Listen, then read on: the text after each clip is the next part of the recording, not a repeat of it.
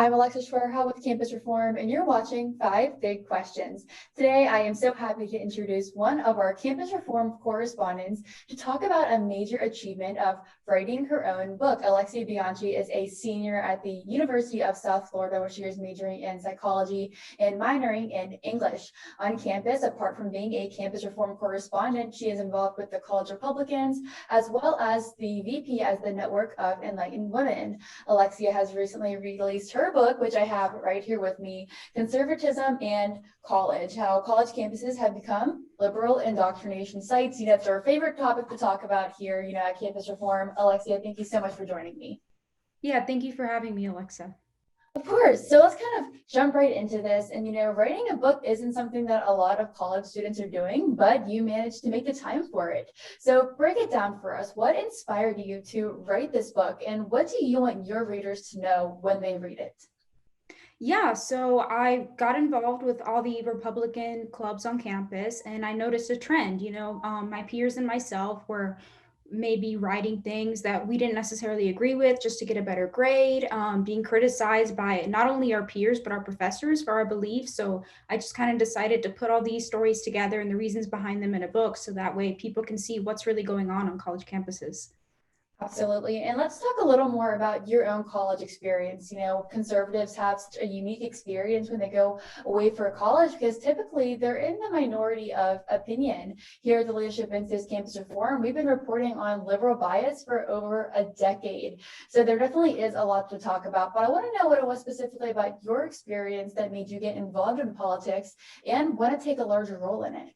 Yeah, so like I said, I was just really bothered by all this happening, and it seemed really hypocritical to me that a lot of my peers seemed to be open and accepting of everyone unless they disagree with you. So that just wasn't okay with me, and I decided to get involved any way I could to help minimize this trend on college campuses. I'm lucky to live in Florida where it's maybe not as common, but I have friends that do live in the Northeast, and just the stories that I hear there are completely overwhelming and not okay by me.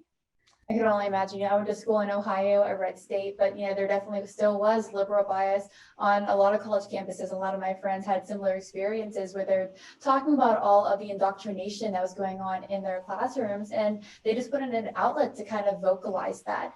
But I'm a recent college graduate. You're a senior at the University of South Florida.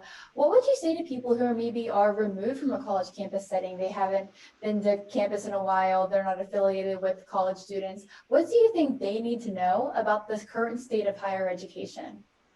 Yeah, so that's also one of the reasons that I decided to go ahead and write this book because people who haven't been in an academic setting in quite a few years need to realize, what's happening.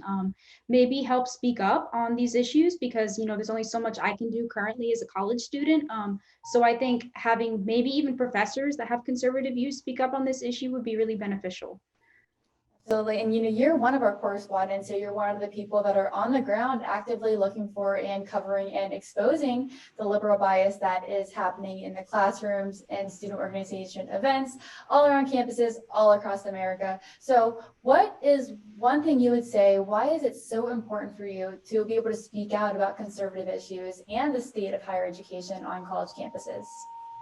Yeah, so it's really important to me not only to exercise, my own freedom of speech on college campuses, but to bring up, like I said, all these issues that are happening. I love working for Campus Reform because I love the issues that it points out. Sometimes I'm reading them and it kind of seems like a satire, so it's kind of scary that some of these stories are true and really happening. So I do think it's really important to, document all these issues and take notice of them and then spread them to the public. So Absolutely. And to wrap us up here, I just want to get your quick thoughts. In your own words, what would you say to students who maybe want to get involved and expose liberal bias on their own college campuses? I would say that go ahead and do it. It's definitely been a great experience for me. It's helped me I've gotten really well at public speaking. It's given me a lot of opportunities. I recently got an internship with the Attorney General, Ashley Moody here, just because of my involvement on campus. And it's made me feel like I'm really helping to make a difference. So I would definitely say to those students, go ahead and pursue all those opportunities.